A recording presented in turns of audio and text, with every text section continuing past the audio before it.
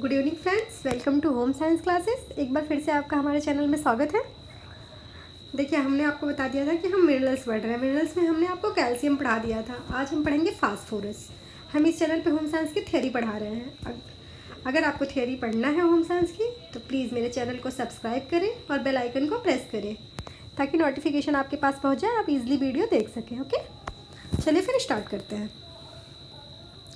Phosphorus, हमने आपको calcium पढ़ाया था। कैल्शियम कितना आवश्यक है, कितना बेनिफिशियल है, आपने पढ़ लिया होगा, आपने देख लिया होगा वीडियो। अगर नहीं देखा है तो आप जाकर देख लीजिए, हम प्लेलिस्ट में अटैच कर देंगे उसे। बाकी अगर आपको इसका पीडीएफ चाहिए, नोट्स पीडीएफ चाहिए आपको, तो ये मेरी नोट्स है। हैंड रिटन नोट्स को हमने कन्वर्ट किया है पीडीएफ फॉर्म में। अगर आपको नोट्स चाहिए तो आप बिल्कुल टेलीग्राम चैनल पे आप बता दीजिएगा, हम आपको टेलीग्राम का लिंक दे देंगे। आप टेलीग्राम चैनल पर अटैच होकर पीडीएफ ले लीजिए। कमेंट कर दीजिएगा आप हमें, हम आपको पीडीएफ प्रोवाइड करवा देंगे।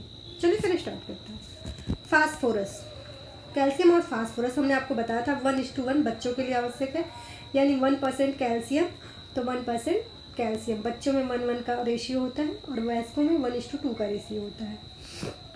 कैल्शियम के बाद दूसरा सबसे ज़रूरी तत्व जो होता है वो फास्ट मिनरल जो होता है वो फास्फोरस होता है हमारे शरीर के लिए। हमने आपको बताया था कि हमारी ऑल ओवर बॉडी में 4% टोटल मिनरल पाया जाता है। उन 4% पे 2% अकेले कैल्शियम पाया जाता है। ओके, और उन 2 पर जो बचा हुआ 2% है 4% में, उसमें से 1% पूरा हमारे शरीर के पूरे वजन का फास्फोरस पाया जाता है। ओके,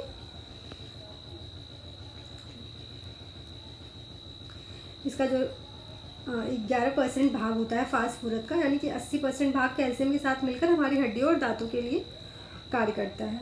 ओके, बाकी जो 20% होता है वो फास्फेट के रूप में मौजूद रहता है हमारी बॉडी में। फास्फेट के रूप में जो 20% भाग होता है वो फास्फेट के रूप में मौजूद रहता है।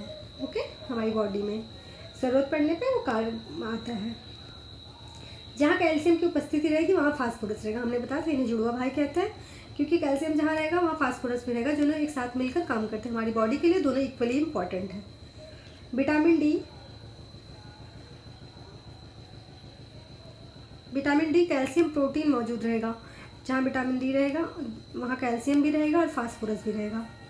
जहाँ भी विटामिन डी कैल्शियम फास्फोरस तीनों एक साथ रहते हैं, ठीक है, मौजूद रहेगा, वहाँ भी फास्फोरस रहेगा। जहाँ कैल्शियम मिलेगा आपको या विटामिन डी मिलेगा आपको और प्रोटीन मिलेगा, वहाँ फास्फोरस का भी अवशोषण होगा।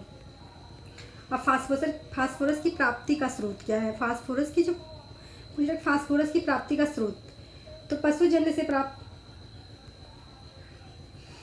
फास्फोरस अच्छी किस्म का होता है, जो पशु से, जो जीव जगत से प्राप्त होता है वो अच्छी किस्म का फास्फोरस होता है तथा आसानी से पचाने योग्य होता है।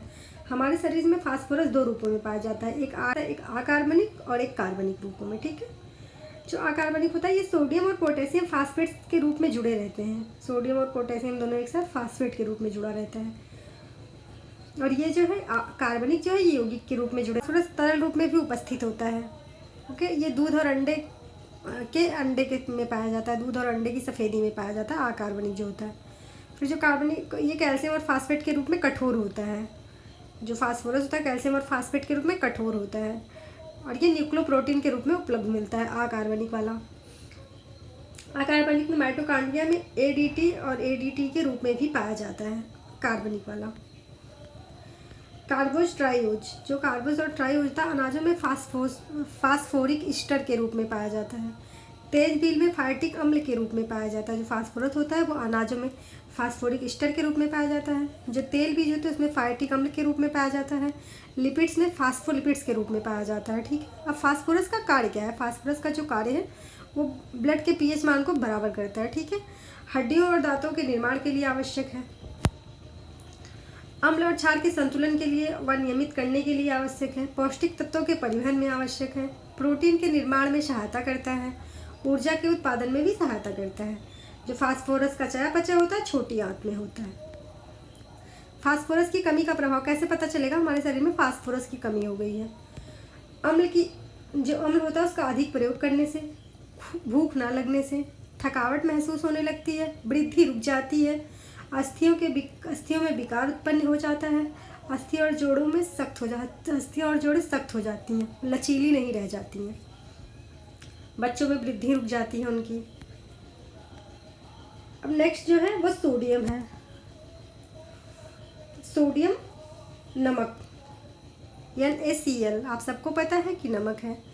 हमने आपको कैल्शियम और फास्फोरस पढ़ा। सोडियम एक स्वस्थ व्यक्ति के शरीर में 400-700 ग्राम तक सोडियम पाया जाता है। एक जो नॉर्मल स्वस्थ व्यक्ति है उसके शरीर में 400 से 700 ग्राम तक सोडियम पाया जाता है।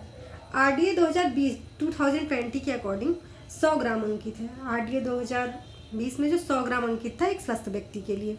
सोडियम सभी भोज्य पदार्थों में उपस्थित होता है लगभग। अम्ल और क्षार का, ये सभी भोज्य पदार्थों को खाने में जो हम ग्रहण करते हैं उनमें अम्ल और क्षार का संतुलन बनाए रखता है।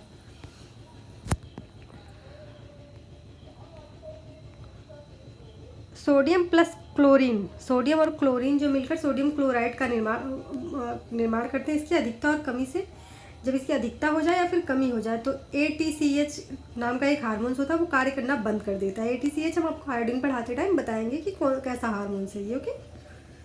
सोडियम समुद्री भोजन में प्रचुर मात्रा में पाया जाता है और सोडियम के माध्यम से ही हम आयोडीन लेते हैं, तो ये जो हार्मोन्स है इसका निकलना ही कम हो जाता है। ओके।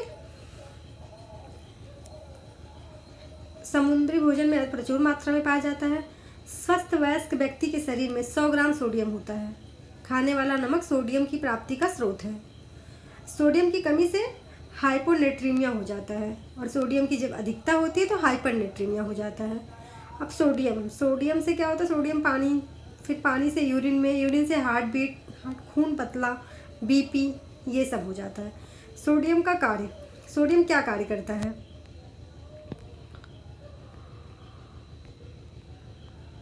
सोडियम अम्ल और क्षार को नियंत्रित करने का कार्य करता है। हृदय की धड़कन की गति को नियमित करने का कार्य करता है। जल संतुलन में सहायक होता है। अमीनो अम्ल एवं कार्बोहाइड्रेट के अवशोषण में सहायक होता है। रसाकर्षण के दबाव को बनाए रखता है। मांसपेशियों के संकुचन में सहायक होता है। अमीनो अम्ल और कार्बोहाइड्रेट के अवशोषण में सहायक होता है। सोडियम की कमी का प्रभाव हाइपोनेट्रीमिया हो जाता है। हमने आपको पहले बताया कमी यानी कम वर्ड, हाइपो ज़्यादा यानी अधिक वर्ड, हाइपरनेट्रीमिया। मांसपेशियों के तीव्र पीड़ादायक संकुचन, मांसपेशियाँ जो हमारी होती हैं हड्डियाँ, उनमें तीव्र पीड़ादायक दर्द होता है, बहुत तेज़ दर्द होता है, पीड़ादायक संकुचन होने लगती है, ऐसे बहुत तेज़ संकुचित होती है हमारी जो मांसपेशियाँ होती है। जी मिचलाने लगता है हमारा, हमें थकावट महसूस होने लगती है जब सोडियम की कमी होती है।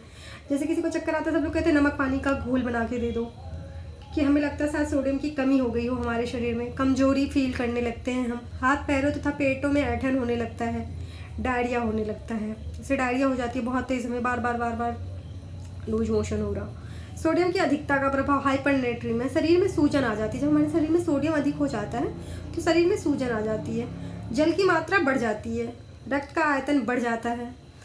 सोडियम क्लोरीन के साथ मिलकर sodium plus chlorine sodium chloride का निर्माण करते हैं। ठीक है, हमने आपको फास्फोरस और सोडियम पढ़ा दिया। आज के लिए बस इतना ही।